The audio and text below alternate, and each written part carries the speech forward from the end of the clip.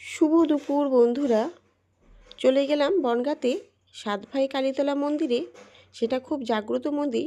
তাই আমি অনেক বছর আগে একটা মানসিক করেছিলাম যে মানসিকটা পুরো হলে আমি এসে পুজো দিয়ে যাব। তো আমার মানসিকটা পুরো হয়েছে, স্বপ্ন পূরণ হয়েছে, তার জন্য আমি এসে পুজো দিতে আসলাম।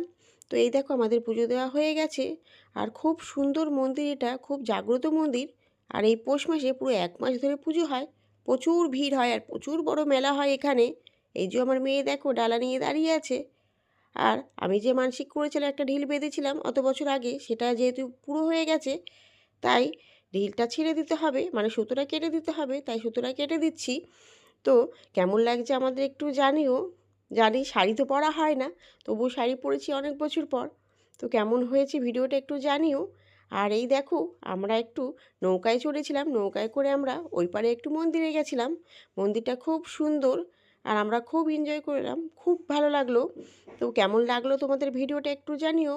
Thanks for watching. Like comment subscribe করে দিও প্লিজ।